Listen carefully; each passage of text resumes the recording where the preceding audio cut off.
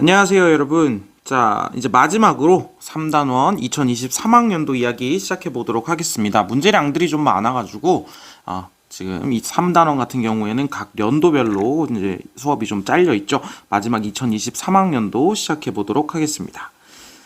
자, 2023학년도 6월 9번 문제입니다. 밑줄 친 이병란 이후에 동아시아에서 있었던 사실로 옳은 것만을 보기에서 고른 것은 보도록 하죠. 자, 산성에 고립되어 40여일 동안 포위되어 있다 보니, 자, 산성에 고립이 되었대요. 안과 밖이 통하지 못하여 명맥이 단절되었습니다. 성 안에서는 성곽을 지키는 병사가 얼어 죽고 양식은 열흘을 지탱할 수가 없었대요. 성 밖에서는 전국 각 지역에서 보낸 구원병이 잇따라 무너졌다.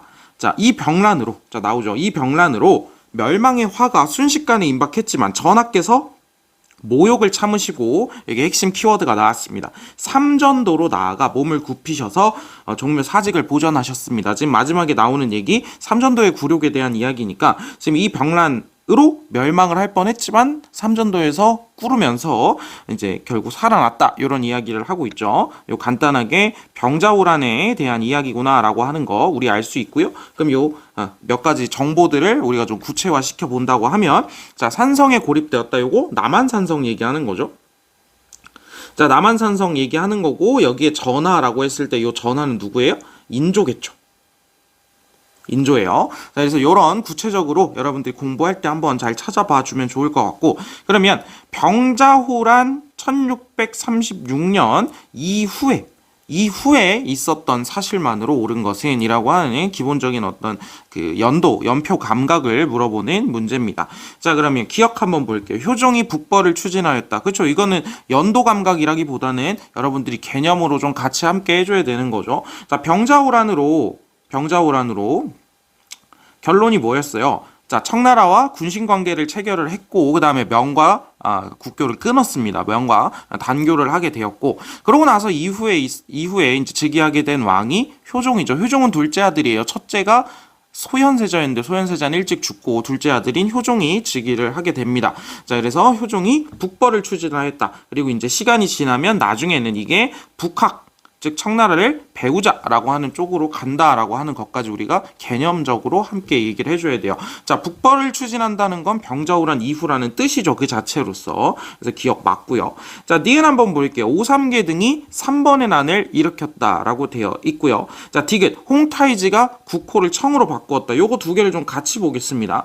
자, 디귿 같은 경우에 홍타이지가 국호를 청으로 바꾸고 스스로 이제 우리는 황제국가다, 황제를 칭하고 나서 어떻게 해요? 조선에게 군신관계를 좀 써볼까? 군신관계를 요구하게 됩니다. 군신관계를 요구했는데 조선의 반응이 좀 이상하자 쳐들어온 게 병자호란이었죠. 그러니까 이것도 연도로 따지기보다는, 왜냐면 연도로 따지면 국호를 청으로 바꾼 것도 연도는 1636년이거든요. 그러니까 여러분들이 요거는 병자호란이라고 하는 하나의 사건에 대한 개념을 공부할 때 이 선후 관계를 가지고 있었어야 되는 문제죠. 자, 디귿은 아니고요.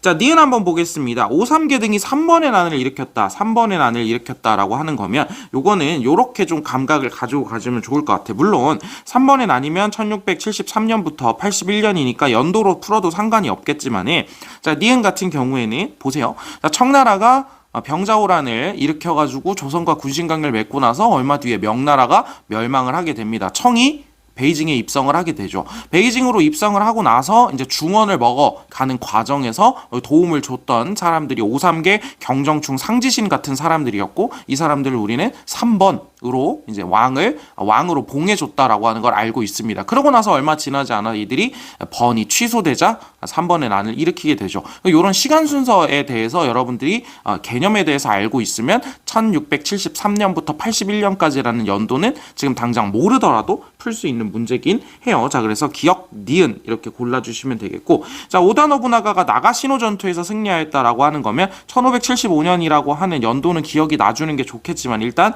보면 이거 센고쿠 시대죠. 보세요. 센고쿠 시대지? 그럼 센고쿠 시대면 센고쿠 시대가 통일되고 나서 임진왜란이 일어나잖아요. 그쵸? 즉 임진왜란보다도 이전에 있는 일이란 말이야. 임진왜란 이후에 이제 명과 후금의 어떤 권력 관계가 좀 바뀌어가는 과정들 속에서 청으로 칭하고 나서 그 다음에 정묘호란까지 있고 나서 그 다음에 병자호란이잖아요. 그러니까 이것도 연도를 모르더라도 시기적으로 여러분들이 좀 쳐낼 수 있는 쉬운 문제였다. 어렵지 않은 문제였다라고 할 수 있습니다. 자, 그러면 다음 문제 넘어가 보도록 할게요. 10번입니다. 다음 명령을 내린 막부식이 동아시아에서 있었던 사실로 옳은 것은, 이런 방식으로 문제가 나오면 늘 에도막부였죠.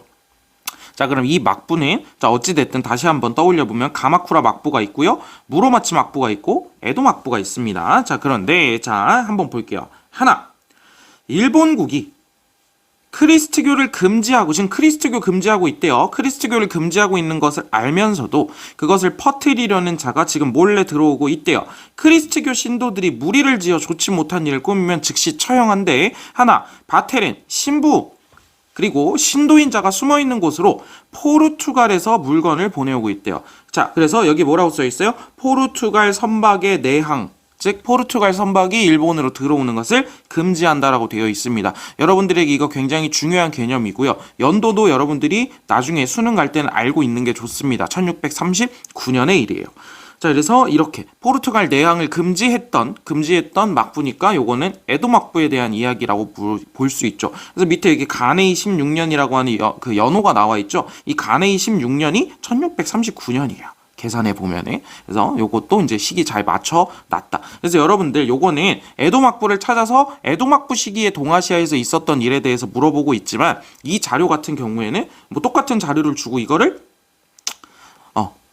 다음 자료가 이제 연표에 들어갈 곳으로, 이제 가나다라 마 있잖아요. 연표에다가 넣는 문제라던가, 아니면 요 자료를 적당하게 바꿔가지고 가와 나 사이 시기 사이에 있었던 사실로 옳은 것은 이런 연표 문제로도 충분히 출제가 가능한 문제입니다. 그래서 여러분들 요 자료, 포르투갈의 내항 금지 자료 1639년 잘 기억을 해두면 좋을 것 같아요. 그러니까 에도 막부에 대해서 물어본 문제지만 여러분들 같은 경우에는 공부하는 거니까 어디까지?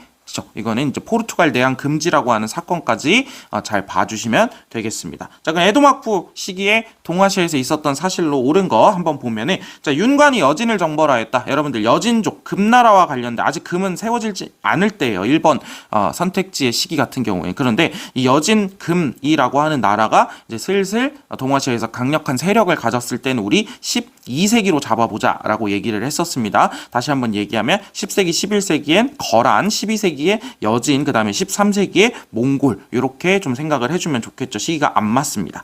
자, 2번 장거정이 1년의 개혁을 추진하였다라고 하는 선택지가 있는데, 자, 그러면 장거정이 개혁을 추진하였다? 여러분들은 시기를 어떻게 잡아야 된다? 늘 얘기했습니다. 임진왜란 직전이에요. 그러니까 장거정이 개혁을 추진하고 얼마 지나지 않아서 임진왜란이 터지게 되는 거죠. 물론 저 내용들, 뭐 일조편법이라던가 몽골과 강화를 추진했다던가 이런 내용들도 알아야겠지만, 시기에 대해서 물어본다면 임진왜란 직전 16세기 후반에 대해서 여러분들이 꼭 떠올려주면 좋을 것 같고, 임진왜란이 끝나고 나서 에도 막부가 만들어지는 거니까 이것도 시기가 안 맞죠. 자, 3번 한번 보도록 하죠. 황제가 토목보에서 몽골의 포로가 되었다. 자, 이거 우리 토목보의 변이라고 하는 사건으로 누누이 여러 번 우리가 선택지에서 살펴봤습니다. 자, 토목보의 변 같은 경우에는 1449년인데 여러분들이 만약에 연도를 모르더라도 15세기 중반이라고 하는 것은 같이 기억을 해줘야 되고요. 요거와 같이 세트로 기억을 해줘야 되는 게 타타르의 알탄칸이 베이징을 포위했었던 그 베이징 포위 사건도 여러분들이 같이 세트로 좀 기억을 해줘야 되고요. 요것도 16세기 중반이라고 생각을 해주면 되겠습니다. 16세기 중반, 뭐 1550년이라고 하는 연도는 여러분들이 꼭 기억을 해주는 건 나중에 당연한 거고요. 자, 요것도 시기가 안 맞죠. 자, 4번 한번 보겠습니다. 정씨 세력이 타이완에서 활동하였다라고 하는 거면 여러분들 요거 언제 때예요? 강희제 때죠.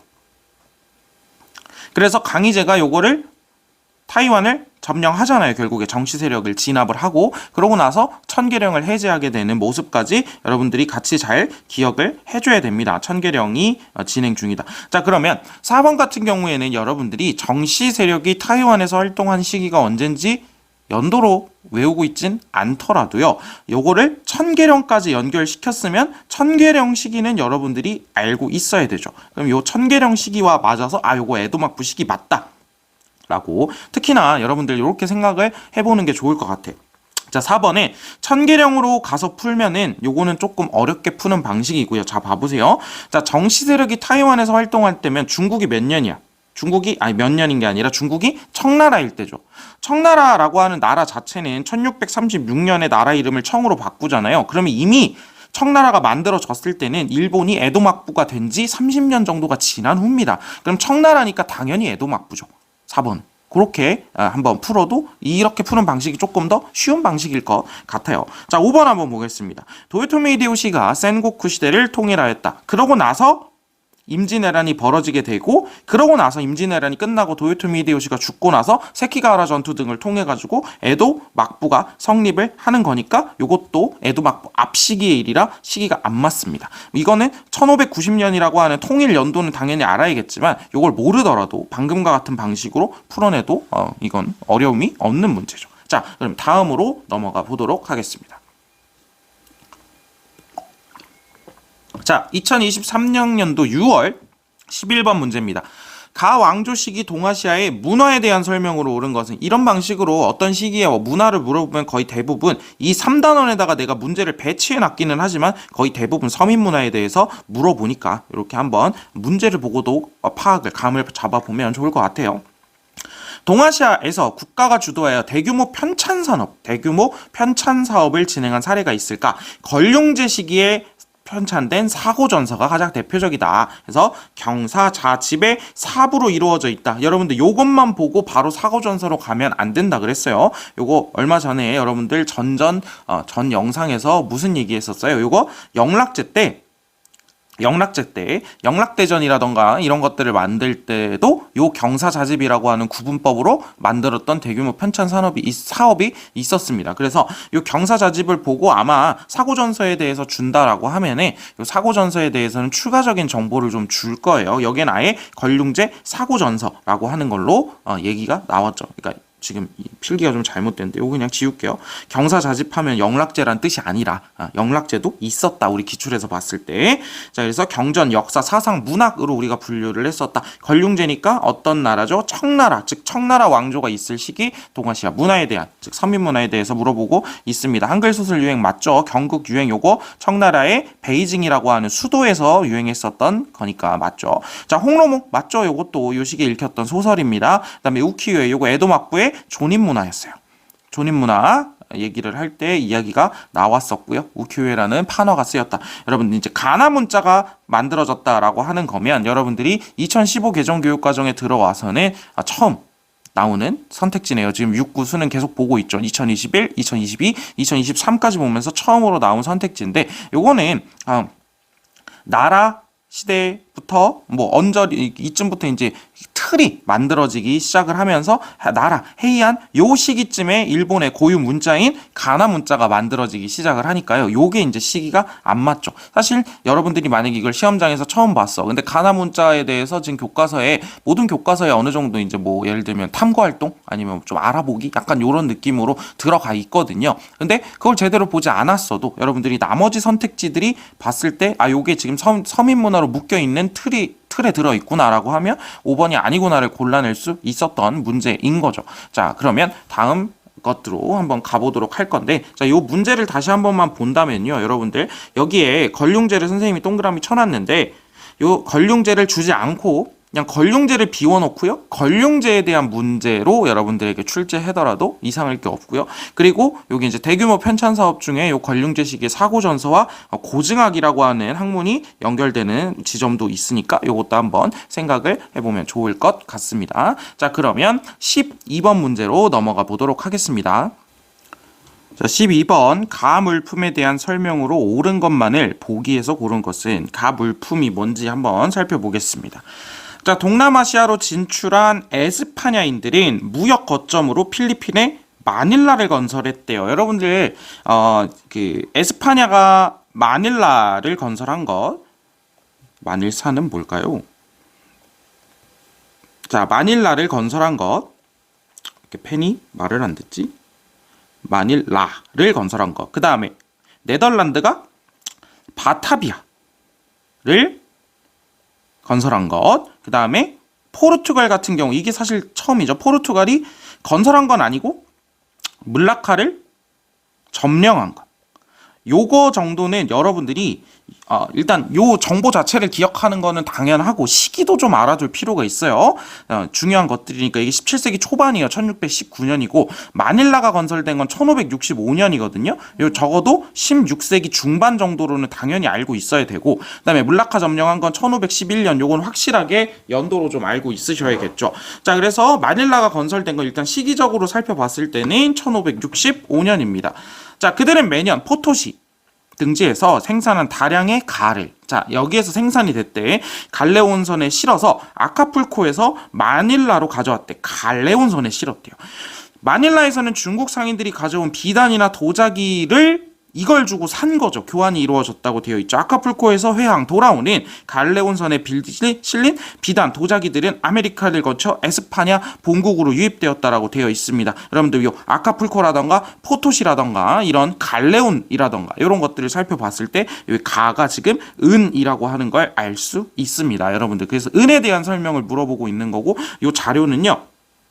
요 자료는 중요해요. 뭘로 중요하냐면 갈레온 무역 이라고 하는 요 개념 있잖아요. 에스파냐가 전개했었던 갈레온 무역이라고 하는 걸 평가원 입장에서 아주 깔끔하게 정리를 해준 자료입니다. 그러니까 요거 다시 한번 공부를 좀 해두시면 좋을 것 같아요. 자, 그러면 은에 대한 설명으로 기억. 송에서 일본으로 대량 수출되었다. 자, 요거 다른 방식으로도 표현하죠. 일본이 송으로부터 대량 유입했다라고 수입했다라고도 하죠. 요거 동전에 대한 겁니다. 동전이니까 요건 동이죠. 은이 아니라. 자, 그럼 기억 아니고요. 요거 전에 한번 설명했었습니다. 기억을. 자, 니은 청에서 세금 납부 수단으로 이용됐었죠. 그렇죠? 지정은제 사용했었잖아요. 그 앞엔 일적편법이 있었고. 자, 니은 맞습니다. 자, 디귿 일본이 회치법을 도입하여 회치법 요거 누구로부터 도입한 거죠? 조선으로부터 도입을 했었고 시기는 1503년에 만들어졌었던 발명된 기술이고 이제 16세기 중반 정도에 이제 일본으로 유입이 됩니다. 요거 맞죠? 연음분리법이라고도 하네. 자, 조선이 최초량 외관, 그렇죠? 초량 외관이라고 하면 여러분들 요거 같이 기억해 달라 그랬어. 기후약조 이후에요. 그러니까 이 초량 외관을 통해서 수출. 자, 그러면 조선에서 외관이니까 일본으로 가는 물건이겠죠. 수출이. 자, 그럼 화살표가 이렇게 그어진다는 건데 수출이라고 한다면 이 방향으로 가는 건 주로 인삼 같은 거였습니다. 인삼 같은 거. 그래서 인삼을 사기 위해서 은이 수입됐던 거죠. 은이 유입된 겁니다. 요거는 방향이 잘못됐어요. 자, 그래서 니은 디귿이 이제 답입니다. 그래서 은과 관련돼서는 사실 선택지를 고르는 건 여러분들이 기출 몇 번 풀어보면 어렵지 않은데 자료들을 통해서 이게 은이라고 하는 걸 여러분들이 반복적으로 좀 연습을 해주면 될 것 같아요. 자, 다음으로 넘어가 보겠습니다. 자, 가나 인물에 대한 설명으로 옳은 것은 이라고 되어 있습니다. 이번 인물 문제네요. 자, 가는 병사를 보내서 나의 왕자와 궁빈, 자 봐봐, 왕자, 궁빈, 여자들, 그 다음에 대신의 가솔들을 포로로 잡았대요. 왕자까지 포로로 잡았대. 이거 힌트예요, 여러분들. 왕자까지 포로로 잡았대. 뭇 장수들에게 이들을 해하지 않도록 지시를 했대요. 이로써 포로가 된 이들이 무사히 돌아올 수 있었고 가가 다다른 한강의 삼전도 남쪽에다가 비석을 세운다. 자, 그러면 요게 삼전도 그 다음에 왕자까지 포로로 잡혔다라고 하면 상황 자체가 지금 병자호란과 관련된 상황이구나라고 하는 걸 잡고 나서 이제 인물을 찾아봐야겠죠. 자, 그럼 봐봐요. 가가 인물이라고 했으니까 가가 나를 포로로 잡았대. 포로로 잡았대요. 자, 그러면 병자호란이라는 상황에서 본다면 가가 청나라 쪽 사람일 거고 나가 조선 쪽 사람일 거라는 걸 인식을 한다면 나의 왕자라고 한다면 조선 쪽이니까 나의 왕자면 나는 왕인 거죠. 그럼 병자호란 때니까 인조인 거고. 맞죠?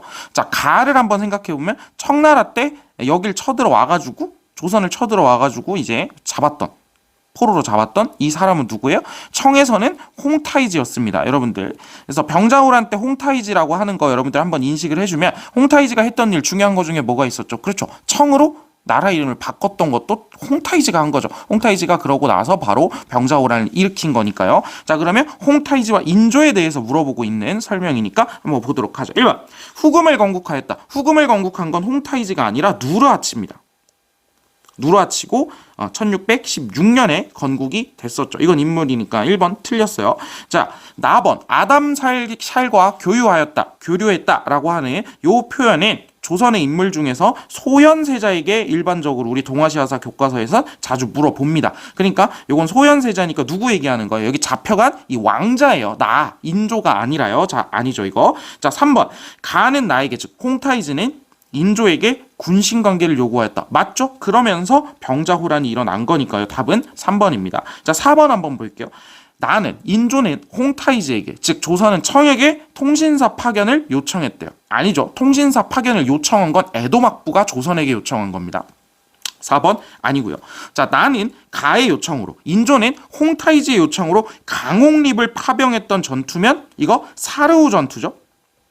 그럼 사르우 전투 보일 때마다 연도는 계속 얘기할 거예요. 1619년 사르우 전투는 명과 조선이 손을 잡고 그다음에 후금과 싸웠던 전투고요. 후금과 싸웠던 전투고, 그러면 여기 조선에서 강옥립이 파병됐던 건 누구에게? 명에게 파병한 겁니다. 그러니까 5번도 아니죠. 그러니까 여러분들이 이런 문제 같은 경우에는 1, 2, 3, 4, 5번 선택지가, 특히 3, 4, 5번 선택지가 헷갈릴 수 있으니까 명확하게 인물을 넣어서 읽으면서 풀어야 돼요. 알겠죠, 여러분들?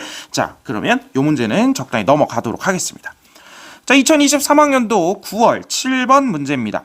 가국가에 대한 설명으로 옳은 것은, 자, 국가에 대한 설명이에요. 자, 볼게요. 역관이 가의 사신과 베이징에서 대화를 나누고 있대요. 어떻게 이 먼 길을 오셨습니까? 작년에 바다를 거쳐 취안저우에 도착하였고 다시 7천여 리를 육로로 와서 베이징에 도착을 했대요. 일본 사람과 비슷하게 보이는데 너희 나라와 일본의 거리는 얼마나 되냐? 대략 1만여 리 정도가 된다. 귀국, 너희 땅에는 어떤 물자가 나냐? 거북의 등껍데기, 유황 같은 것들이 나는데 여러 나라 상인들이 우리나라에, 여러분들 힌트 이 뭐밖에 없어요? 이것밖에 없죠. 나하밖에 없어요. 그래서 기억하라 그랬잖아요. 여러분 다시 한번 기억하라고 했던 거 보면 대월의 수도 탕롱이었고요. 특히나 여러분들 나머지 수도는 당연하게 기억을 하잖아. 대월의 수도 탕롱 기억하자 그랬었고요. 또 뭐 있었어요? 서하의 수도 흥경 기억하자고 했었습니다. 그 다음에 여기 이번 문제에서 물어보고 있는 류큐의 수도 나하까지 여러분들이 꼭 기억을 해줘야 돼요. 기출에서 반복적으로 물어보고 있으니까요. 지금 이 문제는 류큐에 대해서 물어보고 있는 문제입니다. 자, 그럼 류큐에 대한 설명으로 옳은 것은이라고 하면 사실 류큐에서 물어볼 만한 건 이것밖에 없어요. 뭐 중개무역. 중개무역밖에 물어볼 게 사실 없어요. 그리고 이 중개무역을 그냥 다른 방식으로, 여러 방식으로 표현할 뿐인 거고요. 자, 이 중개무역은 어떻게, 왜 진행이 됐었어요? 자, 명나라가 해금 정책을 하면서 그 해금 정책을 하면서 조공무역만 하는데 이 조공무역 횟수가 정해져 있었어요. 국가마다. 이 조공무역 횟수에서 류큐는 다른 나라들에 비해서 좀 이득을 얻고 횟수를 좀 높게 책정받은 나라였고, 그렇다 보니까 중국, 명나라로부터 많은 물건들을 수입할 수 있었기 때문에 명나라로부터 수입한 그 물건들을 주변 국가들에게 다시 갖다 파는 그 중개무역으로 이득을 얻을 수 있었던 거죠. 그런데 명나라가 이제 16세기 후반쯤에 해금을 완화한단 말이죠. 해금을 완화해요. 해금을 완화하면선 당연히 이제 중개무역도 쇠퇴해가는 모습을 보이겠죠. 그래서 이 중개무역을 다른 방식으로 표현했을 때 어떻게 여러분들이 알아들을 수 있을 것이냐라고 하는 게 선택지 고를 때 류큐 문제에서 핵심일 겁니다. 자, 1번 슈인장을 발행하여 무역을 통제하였다. 요거 같은 경우에는 에도막부죠. 일본이죠. 에도막부고요. 자, 슈인장은 17세기 초에 발행이 되어서 1635년에 발급이 중단됩니다. 그 이유는 뭐였죠? 그렇죠. 크리스트교가 유입이 되고 여러 가지 뭐 지방 다이묘들이 성장한다던가 이런 것들 견제하기 위해서 슈인장 무역이 중단됐고요. 이후 이제 4년 정도가 지나고 나서 1639년에 포르투갈 상인들의 내항이 금지되는 그런 것까지 여러분들이 같이 이어서 생각해 주시면 됩니다. 1번 아니죠. 자, 2번 서양과의 교역을 담당하는 공행을 두었다. 공행 같은 경우에 걸륭제 때라고 하는 것부터 기억을 좀 해줍시다. 청나라죠.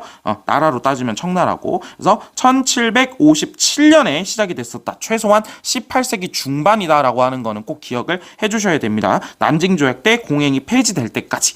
자, 2번 아니죠. 자, 3번 책문에서 개시 공무역이고요. 후시 뒷무역이니까 요거 사무역, 밀무역을 얘기하는 겁니다. 후시무역을 실시하였다. 요거는 청과 조선 사이에 있었던 거고요. 책문에서 실시하였다라고 하니까 지금 이 두 나라에 대한 이야기일 테니까 요거 아니죠. 자, 4번 볼게요. 물라카를 점령하였다. 자주 나오잖아요. 여러분들 꼭 기억해 달라고 얘기했습니다. 요거 포르투갈이었죠. 그러면 4번도 아니고요. 답은 5번이겠는데, 자 볼게요. 명과의 조공무역을 통해 생사 등을 수입하였다. 도자기, 생사 등을 수입하였고 그 수입을 해서 어떻게 다른 나라들에게 갖다 파는 중개무역을 전개했었던 거예요. 그래서 우리가 중개무역을 통해서 중개무역이라고 하는 거에 대해서 류큐에 대해서 배웠을 때 그걸 이런 방식으로 지금 표현하고 있는 거다. 표현법 한번 보시면 되겠습니다. 자 그럼 다음 문제 넘어가 보도록 하겠습니다. 자, 2023학년도 9월 밑줄 친 이 시기에 동아시아 경제 상황에 대한 설명으로 옳지 않은 것은? 이 문제 좀 어려운 문제예요. 그리고 여러분들이 문제가 옆에 있다면 2021학년도 같이 보면 좋을 것 같은데 뭐 전전 영상에서 우리가 다루긴 했었으니까 9월 2021학년도 9월에 10번 문제고요. 10번 문제의 2번 선택지 를 같이 좀 봐주면 좋을 것 같아요. 여러분들 기출을 통해서 좀 배웠으면 좋겠다라고 하는 게 이런 느낌 드립니다. 이 그림은 자 밑줄 친 이 시기, 자 이건 물어보고 있는 건 시기를 물어보고 있고요. 시기의 경제 상황에 대해서 물어보고 있는데, 자 이 그림은 강남 지방의 대표적인 도시 어디? 수저우를 그린 거래요. 그림이 그려진 이 시기 수저우는 수도와 강남을 잇는 수로교통의 이점을 활용해 물산 집산지로 성장하였다라고 얘기가 나와 있단 말이죠. 이 시기 수저우는. 자 봐봐요. 그러고 나서 자 근데 얘들아, 수저우라고 하는 도시가 어떤 특정 기간에만 발달했던 도시는 아니에요. 여기는 항구에 가까이 있어가지고 매우 늘 발달했었던 도시란 말이야. 그러면 결국에 힌트를 뭘로 준 거야? 이거 준 거예요. 이거. 성세자생도, 고소번화도라고 하는 거의 일부라고 되어 있어요. 자, 수저우라고 하는 도시에 대해서 그림을 그린 것 중에서 고소번화도, 성세자생도라고 하는 그림이 그려졌던 시기는 청나라 때예요. 청나라 때. 그러니까 여러분들 이 2021학년도 9월 10번 문제 2번 선택지에 뭐가 나왔었냐면 고소번화도가 나왔었단 말이에요. 그래서 요게 언제지? 어디와 관련된 거지를 여러분들이 공부를 해놨으면 2년 뒤인 2023학년도 9월 모의평가를 봤을 때 요걸 통해서 청을 찾아낼 수 있었겠죠. 지금 힌트 이것밖에 없는 거 여러분들 눈에 보이잖아요. 그리고 모든 교과서에 고소번화도는 다 있습니다. 성세자생도라고 표현이 돼 있기도 하고요. 그러니까 여러분들은 지금 9번 문제를 보고 이거 청나라 시기의 경제 상황을 물어보고 있구나, 이렇게 이해하셔야 되는 거예요. 무슨 말인지 알겠죠? 이건 설명을 더 할 건 없어요. 어려운 문제 맞아요. 그런데 교과서에서 여러분들이 잘 보지 않는 파트들, 잘 보지 않는 부분들에서 여러분들에게 좀 어려운 문제가 출제가 된 거니까 기억을 좀 하시면 되겠습니다. 기출 분석을 해서 여러분들이 결과물을 내야 되잖아요. 자, 9번 문제 9번에 1번 선택지 한번 보겠습니다. 한국 내상이 일본 상인과 교역하였다라고 되어 있습니다. 여러분들이 동아시아에서 조선 후기의 경제 상황에 대해서 얘기를 할 때 사상이 성장한다라고 얘기를 하는데, 그 사상에 여러 가지 종류들이 있어요. 경강상인이라던가, 요건 이제 서울 한강을 무대로 활동하는 사람들이죠. 그리고 여기에 써 있는 내상, 여기는 동래라고 하는 곳에서 일본과의 무역을 주로 담당했던 사람들, 아니면 저기 의주 쪽에서 저기 청나라와의 무역을 주로 많이 했었던 만상, 아니면 개성에 있는 유상은 평양이고요. 유상까지 뭐 기억할 필요는 없을 것 같고, 개성의 송상, 이런 사상들의 종류가 동아시아 교과서에도 써 있단 말이야. 그런데 사상이 성장하였다가 아니라 내상이 일본 상인과 교역하였다라고 뭐를 좀 물어보고 있는 거예요. 지금 디테일하게 물어보고 있는 거죠. 그러니까 지금 시간이 흐르면서 문제가 어려워졌을 때, 또는 못 봤던 선택지가 나왔을 때 그 선택지들이 교과서에 없거나 이상한 걸 가져오는 게 아니라요, 여러분들이 잘 보지 않은 파트, 또는 봤던 파트라고 하더라도 그 안에서 디테일하게 물어보는 거. 이게 뭘 물어보는 방식과 똑같은 거냐면, 혹시 기억날라나? 옛날에 거란에 북명관제, 남명관제라고 하는 그 관련된 선택지를 출제했을 때 남명관제를 실시하였다가 아니라 남추밀원을 설치하였다, 이런 방식으로 물어보는 것과 지금 내상이라고 표현하는 게 같은 방식이죠. 그러니까 여러분들이 조금 더 디테일 있게 공부하는 게 필요하다라는 사인을 좀 받아주시면 좋을 것 같습니다. 자, 1번은 조선 후기 맞죠? 그럼 일단 넘어갑시다. 자, 답이 2번이니까 3번부터 볼게요. 세금 납부 수단으로 은을 주로 사용했던 게 중국이다. 자, 요거는 명과 청 모두에 해당되는 이야기니까 청까지 이야기 맞습니다. 자, 4번 산킨 코타이 제도로 교통망이 정비되었다. 산킨 코타이 제도는 에도 막부가 시행했던 제도고요. 왜? 뭘 하기 위해서? 지방 다이묘를 견제하기 위해서 1년의 일정 기간 동안은 다이묘들이 에도에 와서 살게 하고 여러 가지 이제 뭐 또 인지를 잡아놓기도 하고 이런 제도였잖아요. 근데 이 상켄코타이 제도로 인해서 왔다 갔다 하는 기간들이 많고 도로가 정비되고 주변에 여러 가지 상업들이 발달하는 그런 부가적인 효과들도 있었다라고 경제 파트에서 이야기를 합니다. 자, 그러면 4번도 맞죠. 에도 막부 시기니까요. 청나라랑 겹치잖아. 자, 5번 조카마치를 중심으로. 조카마치라고 하면 뭐예요? 성. 한자 오랜만에 한번 써볼까? 성.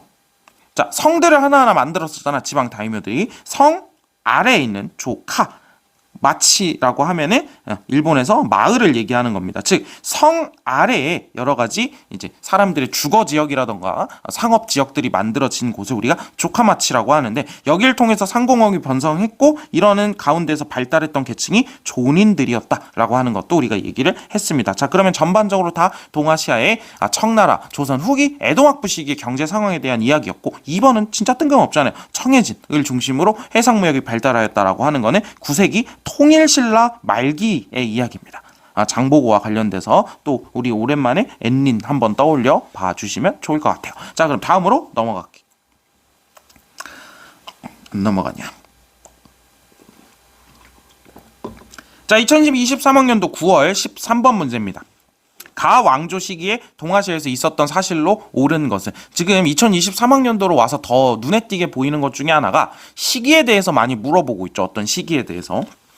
가왕조 시기입니다. 가왕조 시기. 왕조를 찾는 거예요. 타타르의 알탄이 침입하여, 사실 공부가 많이 됐으면 여기까지 왔어도 느낌이 확 오죠. 수도 인근 구베이 지역까지 이루었는데도 합주화가 거짓으로 이미 물러갔다고 말해서 방비가 느슨해졌다. 이때를 틈타 알탄은 가의 수도였던 베이징을 포위하고 마시 시장을 개설해달라라고 하는 걸 요구했다. 자, 다음 동남쪽에 위치한 푸저우 등의 푸젠 지역에서 왜구가 소요를 일으키자 가의 장수였던 척계광이 그들을 격퇴하였다라고 되어 있습니다. 패퇴한 왜구들이 숨어 지내다가 관군의 추격이 두려워 곧장 바다 너머로 도망하였다. 지금 이 상황이 사실상 이렇게 네 글자로 정리가 되죠. 북로 남외를 겪고 있는 시기잖아요. 그래서 수도 베이징이 포위됐었던 요게 이제 16세기 중반 1550년의 이야기였고요. 왜구가 난리를 치는 건 늘 그랬으니까. 북로 남외, 즉 이건 지금 명나라라고 하는 나라에 대해서 물어보고 있습니다. 자, 그러면 명시기에 동아시아에서 있었던 사실로 옳은 것은 이라고 하면, 자, 1번 오삼계 등이 3번의 난을 일으켰다. 이건 명이 멸망하고 나서 청나라가 베이징까지 점령하고 중국으로 들어왔을 때의 이야기죠. 자, 2번 아시카가 다카우지가 막부를 세웠다. 여러분들 요런 거 이제 조금 선택지 공부를 할 때 요게 이제 연도적으로도 좀 생각을 해봐야겠죠.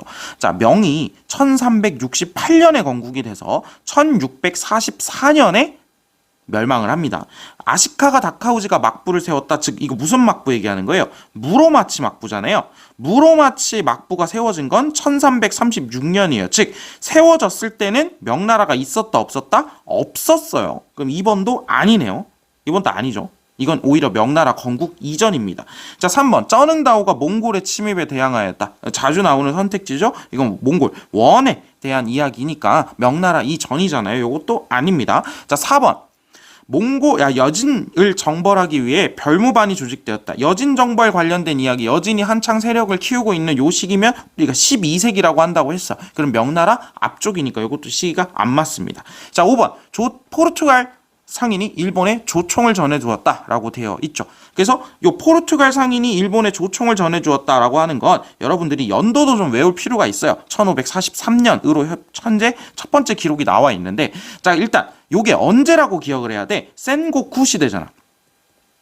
센고쿠 시대잖아요. 그럼 센고쿠 시대면 이게 통일되고 나서 임진왜란이 벌어졌을 때 임진왜란에 명나라가 파병을 하는 걸 보면 이 언저리쯤에 당연히 명이 있었겠구나, 이렇게 한번 떠올려봐도 좋은 거고요. 일단 1543년이라고 하는 거, 그리고 연결지어서 이 조총과 1575년에 오다 노부나가의 나가시노 전투까지 여러분들이 연결해서 같이 기억을 해주면 좋을 것 같습니다. 답은 5번이죠. 포르투갈 상인이 일본에 조총을 전해주었다. 뭐 그렇게 어려운 문제는 아닌데요. 여러분 2번 선택지가 같은 거 조금 헷갈리지만 않으면 될 것 같습니다.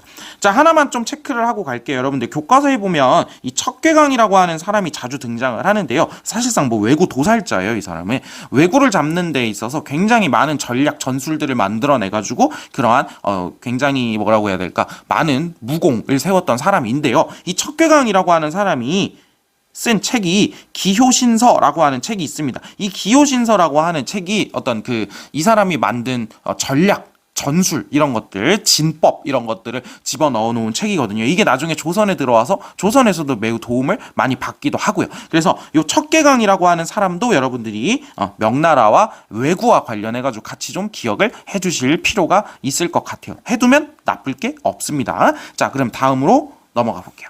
자, 2023학년도 9월 3단원 마지막 문제입니다. 15번 문제고요. 가막부 시기 동아시아에서 있었던 사실로 옳은 것만을 보기에서 고른 것은 이라고 되어 있습니다.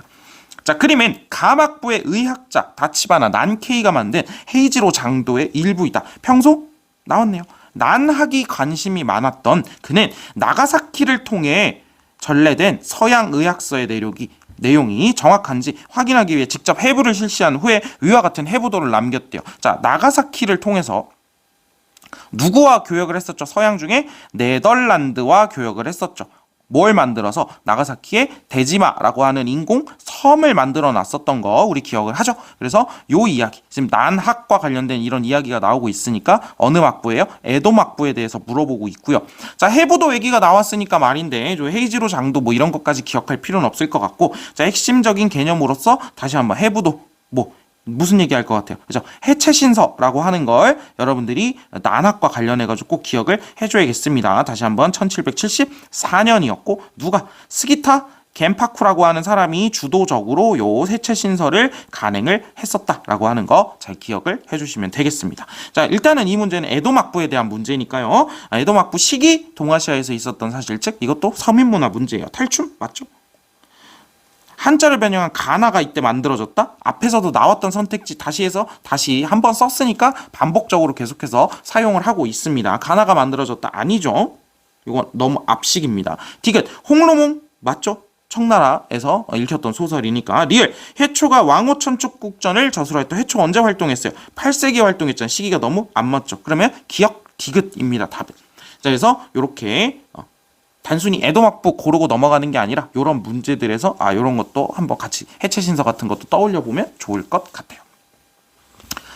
자, 2023학년도 수능입니다. 이제 장정의 끝이 옵니다. 2023학년도 수능 3단원 마지막 수능 시험입니다. 자, 4번. 다음 자료에 나타난 전쟁 중에 있었던 사실로 옳은 것은? 자, 전쟁 중에 있었던 사실에 대해서 물어보고 있습니다. 볼게요. 평양성에서 대승을 거두었다는 소식을 들은 후에 임금은 그 원인을 분석하여 다음 전투에 대비하도록 지시했대요. 이에 비변사에서 다음과 같이 상주 올렸대요. 척계강이 지은 기호신서 봐봐, 이렇게 나오잖아요. 방금 9월이었고 이번엔 수능이죠. 기호신서라는 책에 적을 막는 방법이 자세하게 기재되어 있으니 모두 그대로 본받아야 합니다. 다만 그 책의 내용과 무기의 명칭이 알기 어려운 데가 있습니다. 이여송 제독이, 여기도 힌트죠. 이여성 제독이 귀국하기 전에 총명한 사람을 보내 다방면으로 질문하게 하여 완전 익히게 하면 될 것입니다. 저게 지금 평양성에서 대승을 거두었다는 게 뭐 얘기하는 거예요? 그렇죠? 우리가 교과서 같은 데서 개념적으로 공부를 할 때는 평양성을 탈환했다라고 하는 그 사건이죠. 누가? 조선과 명연합군이 이렇게 평양성을 탈환했었던 그 이야기고요. 특히 척계강이 지은 기호신서라는 척이 적을 막는 거. 그러니까 이 척계강에 대해서 알고 있었다면 척계강은 이 적이 왜구를 막기 위해서 여러 가지 이야기들을 했었다는 것도 한번 떠올려 볼 수 있을 거고, 이여송 당시에 명나라에서 파병을 해줬을 때 그 명예의 장수입니다. 그래서 이여송 같은 경우에도 교과서 여기저기에 많이 나와 있어요. 자, 그럼 이게 지금 임진왜란이구나라고 하는 걸 어렵지 않게 찾아낼 수 있고요. 임진왜란 시기에 있었던 사실로 옳은 것은이라고 하면 이거 거의 고정 선택지라고 했죠. 일본이 조선의 남부 사도 할양 등을 요구하였다. 가끔 무역 재개를 요구하였다. 이런 선택지로도 나옵니다. 일단 이거 답으로 골라놓고요. 나머지 것들이 왜 아닌지 한번 볼까요? 자, 1번 강옥립이 사르우 전투에 출전하였다. 이거 1619년 연도 다시 기억을 하자 그랬어요. 근데 이거 임진왜란 끝나고죠. 여러분들 전에 내가 얘기를 했습니다. 임진왜란부터 시작해가지고 명이 멸망할 때까지는 스토리로 다 기억을 좀 하고 있어 주셔야 돼요. 그러니까 그 얘기는 2021학년도에서 길게 했었으니까 요건 간단하게 아니다 라고 넘어가겠습니다. 2번 청을 정벌하자는 북벌론이 대두되었다라고 하는 거면 이거 뭐 이유라고 봐야 돼요? 병자호란 이후라고 봐야 되니까 시기가 임진왜란이니까 아직 좀 앞쪽이죠. 자, 3번 조선이 가도에 주둔하는 모문용을 지원하였다라고 하는 거는 임진왜란이 끝나고 명과 후금의 전쟁이 시작되는 가운데에서 사르우 전투까지 끝나고 나서 이제 얼마 지나지 않아서 광해군이 폐위되고 인조반정이 일어나잖아요. 인조반정이 일어나고 서인 세력들의 친명배금 정책이 진행되는 가운데에서 있었던 일이죠. 그러면 임진왜란 이후의 일이니까 3번도 아닙니다. 4번 이자성이 이끄는 농민군이 수도를 점령하였다. 수도 어디예요? 베이징을 얘기하는 거죠. 이자성이니까. 그럼 이건 어디 나라가 멸망했다라는 뜻이에요? 명이 멸망했다라는 것과 4번 선택지는 같은 뜻이죠. 그럼 1644년이고 전쟁 중에 명이 멸망하지 않습니다. 명 멸망은 아직 한참 뒤에요. 자, 그럼 4번도 아닙니다. 요거는 여러분들 제가 2021학년도 강의에서 찍어놨었던 그 앞부분에 좀 길게 임진왜란부터 쭉 넘어가서 병자호란 끝나고 명나라가 멸망할 때까지 그 이야기들을 다시 한번 잘 모르겠으면 정리를 해주시면 되겠습니다. 자, 그럼 다음 문제로 넘어가 보도록 하겠습니다. 자, 7번 문제입니다. 가 인물에 대한 설명으로 옳은 것은 이라고 되어 있는데요. 자, 가 한번 볼게요. 자, 가는 푸젠 출신으로 18세에 진사에 합격했대요. 효종이 치국의 도에 대해서 널리 여론을 무었을 때, 즉 나라를 다스리는 거에 대해서 여론을 물었을 때 그는 천안을 다스리기 위해서는 경물치지를 우선해야 한다라고 했대요. 폐하께서 그 이치에 따라 정치를 펼치신다면 천하가 평안할 것입니다. 라고 하며 수양 방법으로 경물치지, 여기 또 힌트죠. 수양 방법으로 경물치지를 중시하였다. 그리고 또 하나 힌트가 있어요. 교과서에 항상 나오는 표현이죠. 오경을 중시하던 풍조와 달리 사서를 중시해서 사서가 뭐야? 대학, 중용, 논어, 맹자가 사서잖아요. 그래서 대학 장국, 중용 장국, 논어 집주, 맹자 집주 요렇게 저수를 했다고 하죠. 그래서 우리는 요 네 개를 묶어서 이렇게 화살표를 못 그리지? 요 네 개를 묶어서 뭐라고 표현하는 거예요? 사서 집주라고 이야기를 하는 거예요. 사서집주라는 표현이 안 나왔지만 사서집주라고 사실 앞에 있는 것만으로도 힌트가 되지만 요게 사서집주입니다. 사서에 대해서 주석을 모아놓은 것. 사서집주잖아요. 그래서 지금 이 인물은 누구 얘기하는가? 주희에 대해서 물어보고 있구나라고 하는 걸 본다면 답은 몇 번이죠? 1번이죠. 이 문제는 쉬운 문제예요. 1번 성리학을 집대성하였다라고 되어 있습니다. 자, 그럼 나머지 선택지들 한번 분석해 보도록 하겠습니다. 2번 고사기전을 집필하였다. 요것도 2015 개정교육과정이 적용된 수능에서는 처음 나오는 선택지죠. 고사기전이 집필되었다? 이전까지는 무슨 문제들이 나왔냐면 선택지에 일본과 관련해서 고학과 관련된 선택지들이 나왔었죠. 공자, 맹자 시대의 유학으로 복귀할 것, 돌아갈 것을 뭐 주장했다. 뭐 이런 식으로 해서 고학에 대해서 물어봤었는데 그럴 때 여러분들이 고학만 공부했으면 안 된다는 거죠. 그 교과서에 같이 묶여 있어요. 고학 옆에 다음으로 이제 다음 시기로 국학에 대한 이야기가 나오거든요. 국학.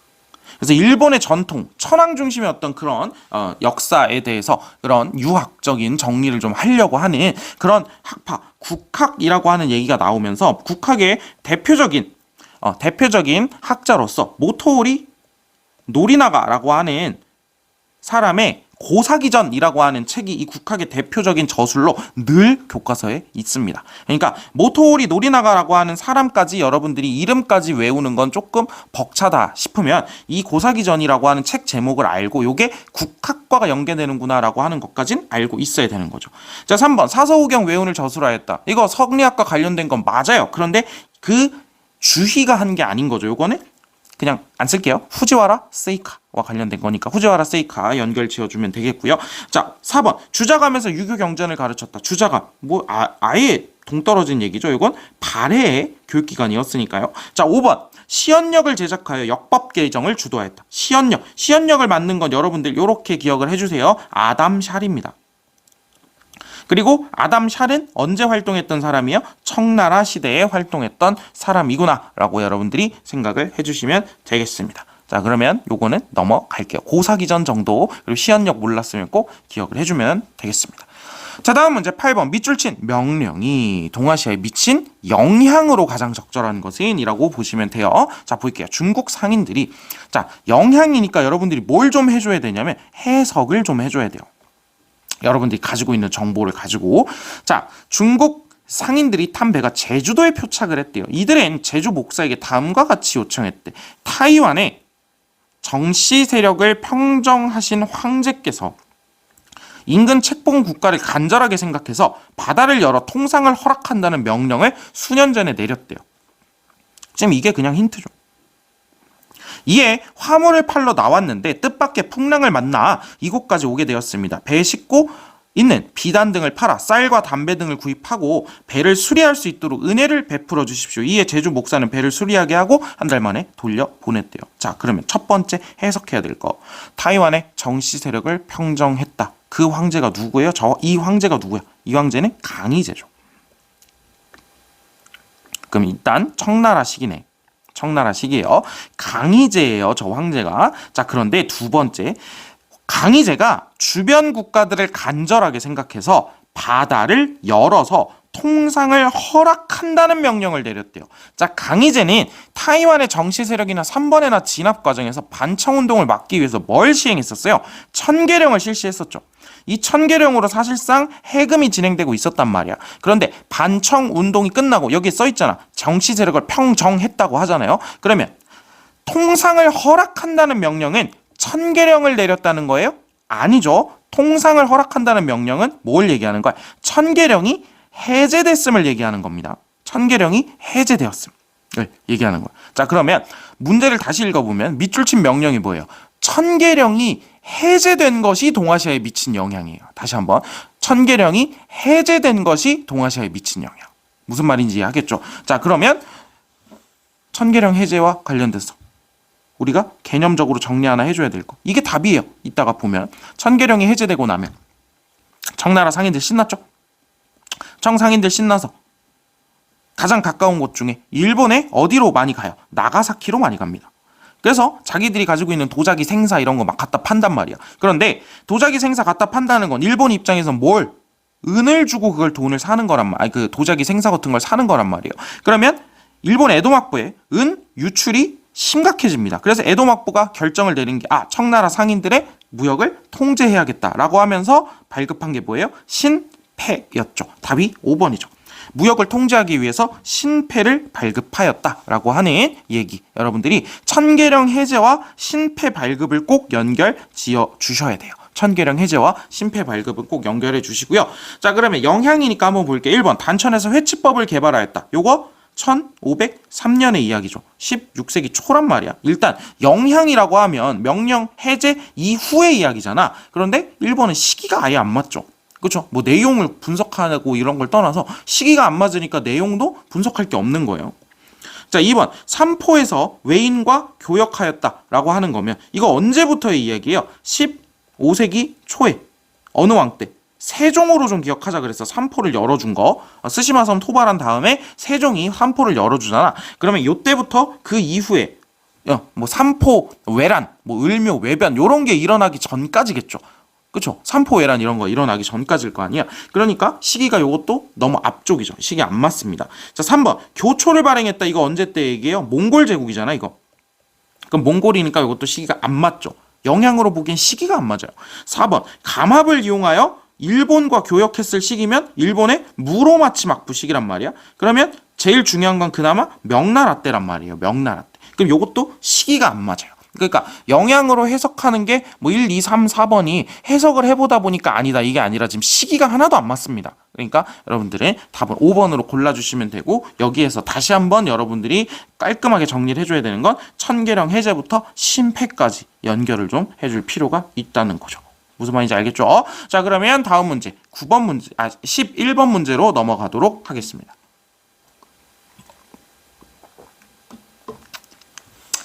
어려운 문제죠. 어려운 문제입니다. 자, 기역 시기에 동아시아의 경제 상황으로 오른 것은 이라고 볼게요. 요건 좀 몇 단계 정도의 분석이 좀 필요합니다.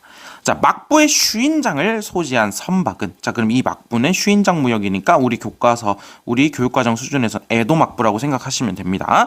휴인장을 소지한 선박은 계절풍을 타고 동남아시아 각지로 오고 갔대요. 시암, 참파 등의 항구에 도착한 일본인 가운데 일부는 그곳에 남아 거주지를 만들었고, 상인 등으로 구성된 일본인 마을은 휴인장 무역과 함께 번성했대요. 그러나 문제가 생기죠. 이제 동남아시아에서 귀향하던 선박에 크리스트 선교사가 몰래 탄 사실이 적발된 이후에 막부는 휴인장 발급 절차를 더욱 엄격하게 하였대요. 결국 막부가 개창된 이래 30여 년간 시행된 휴인장 무역은 크리스트교 포교를 금지하고 해외 무역을 통제하는 해금 정책을 통해 종지부를 찍게 되었다. 아주 중요한 자료예요, 여러분들. 이 자료 자체를 뭐와 연관지어서 그냥 공부를 해두시면 되냐면 휴인장이라고 하는 것과 관련지어서 공부를 좀 해두시면 됩니다. 여러분들이 그렇게 살펴봐 주시면 되겠고요. 그럼 휴인장 무역이 1635년에 끝나게 된다라고 하는 걸 알고 있다면 요 30여 년간 시행한 휴인장 무역이라고 하는 게 무슨 느낌인지 이해가 오죠. 자, 그러면 기억 시기는 뭘 얘기하는 거야?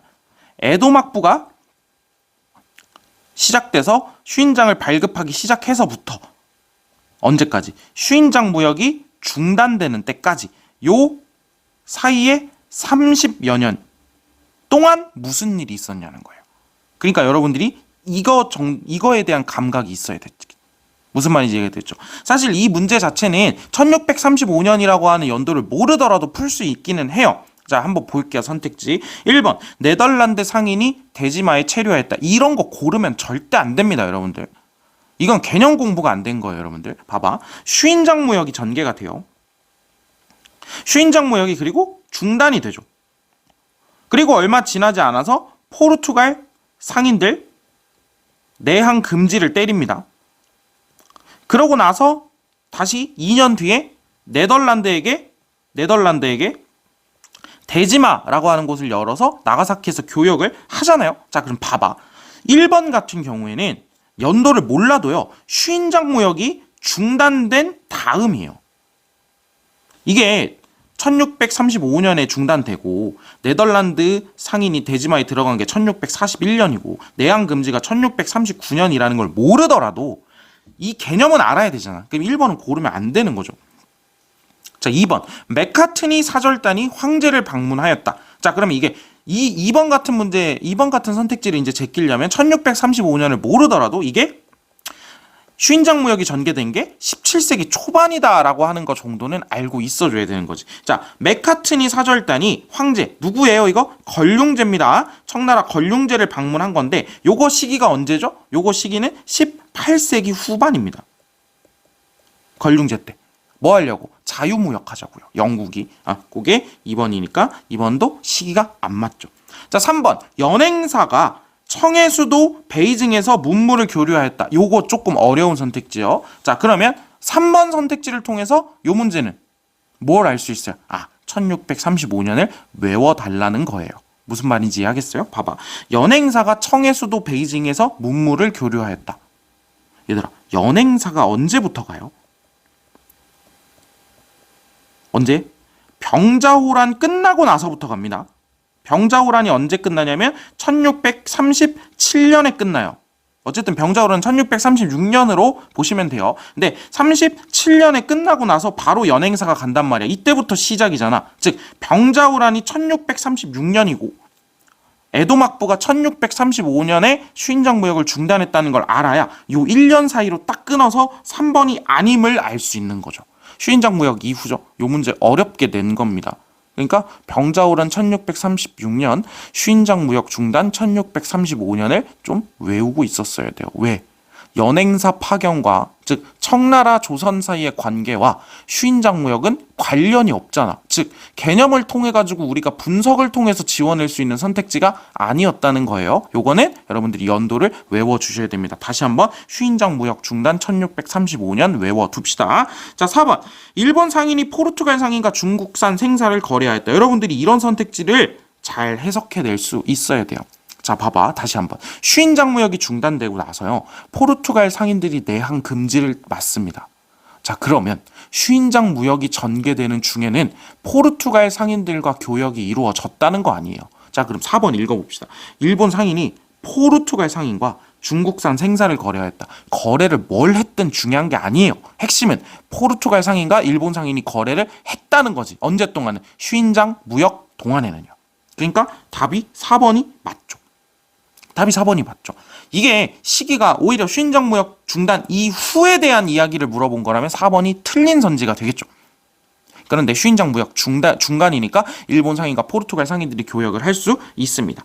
자, 5번. 에스파냐가 태평양을 횡단하는 갈레온 무역을 개시하였다라고 되어 있죠, 여러분들. 개시하였다. 시작했다는 거예요. 갈레온 무역을. 요것도 이제 선택지 진짜 어렵게 구성을 한 건데요. 자, 마닐라가 만들어진 게, 에스파냐가 마닐라를 만든 게 1565년, 즉 16세기 중반이라고 얘기를 했습니다.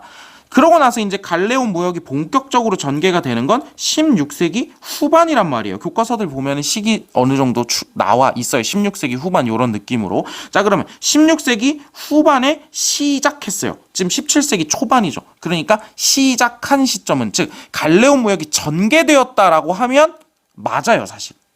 근데 갈레온 무역이 시작되었다니까 5번 선택지가 안 되는 겁니다.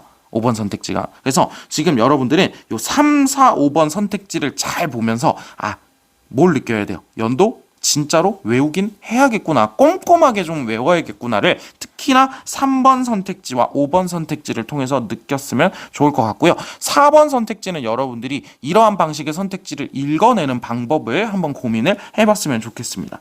자, 그러면 2023학년도 수능 3단원 마지막 문제 보겠습니다. 마지막 문제는 아주 그냥 쉬운 문제예요. 가막부 시기의 동아시아 상황에 대한 설명. 가막부, 자, 가마쿠라막부, 무로마치막부, 에도막부 중에 대부분 에도막부라고 했어요. 이런 방식으로 보면, 자, 이 목판화는 매기가 지진을 일으킨다고 민간 신앙을 보여주는 작품이다. 지진으로 많은 피해를 입은 무사와 나오는 조니는 지진에 대한 공포와 분노를 해소하고자 매기를 공격하는 모습을 담은 우키요에를 앞다투어 구매했다. 그러나 지진 피해로 인해 격앙된 감정이 당국의 비판으로 이어질까 두려워 가막부는 목판을 압수했대요. 자, 여러분들 여기에 우키요에라는 표현이 나오지 않더라도 요 정도 힌트를 줬으면 여러분들은 이 목판화라고 하는 걸 가지고 우키요에를 스스로 뽑아낼 수 있어야 돼요. 요 정도 힌트. 조닌까지 줬잖아. 그래서 여러분들의 요 우키요에라는 그림이 목판화라는 사실 정도는 좀 기억을 해둡시다. 목판화기 때문에 찍어서 팔면 되니까 서민문화로서 다량 생산이 가능했던 거죠. 어찌됐든 에도막부에 대한 이야기입니다. 자, 동아시아 상황 볼게요. 1번 내상. 이 내상 앞선 9월 모의평가에 나왔던 선택지였으니까 수능에서도 틀리면 안 됐었겠죠. 당시에 내상이 외관에서 교역하였다. 내상이 외관에서 교역하였다. 그때는 일본 상인과 교역하였다. 이런 방식으로 나왔었죠. 9월에서는. 자, 1번 맞죠? 동아시아 후기, 조선 후기니까요. 자, 판소리 탈춤 맞죠? 자, 4번 한번 볼게요. 요것도 이제 뭐 여러분들이 해석하기가 좀 어려울 수는 있겠지만 반복적으로 출제되었던 선택지니까 어렵지 않을 겁니다. 휘저우 상인이 소금을 판매하였다. 이건 언제예요? 명나라와 청나라 전체 시기에 다 걸려 있는 겁니다. 누구까지? 산시상인까지 다 포함해가지고요. 그러니까 산시상인, 휘저우 상인이 나오면 명해도 되고 청해도 되는 거야. 명청 시기에 걸쳐 있으니까. 그러면 에도막부 시기와 맞아 떨어지죠. 자, 그 다음에 5번 가부키와 불라쿠 맞죠? 여기 키워드죠. 우키요에와 함께. 자, 그러면 3번이 답이죠. 윈강석굴의 대불이 조성되기 시작했으면 요거 언제 때예요? 북위 때잖아. 북위 때니까 시기가 너무 앞이죠. 그러니까 요거는 적당하게 이렇게 넘어가 주시면 될 것 같습니다. 서민문화와 경제를 섞어놓은 문제였죠. 자, 3단원 대장정의 막이 끝났습니다. 이제 남은 건 근현대사 4단원과 5단원인데요. 5단원은 문제수 자체가 많지가 않은데, 자, 4단원, 5단원은 우리가 자세가 물론 앞선 1, 2, 3단원에서도 중요한 연도들 여러분들이 꼭 외워야 하는 문제들이 점점 2023학년도, 2024학년도 아마 올해도 마찬가지일 겁니다. 연도에 대해서 조금 더 구체적으로 물어보고 있는데요. 4단원과 5단원은 그 정도가 조금 더 심할 거예요. 그러니까 여러분들이 연도에 대해서 조금 더 빡세게 공부를 할 필요가 있을 겁니다. 자, 모두 수고 많았고요. 3단원 여기서 마치고 그럼 이제 다음 시간에 4단원 근현대사로 넘어가서 만나보도록 하겠습니다. 그럼 다음 시간에 보도록 하죠.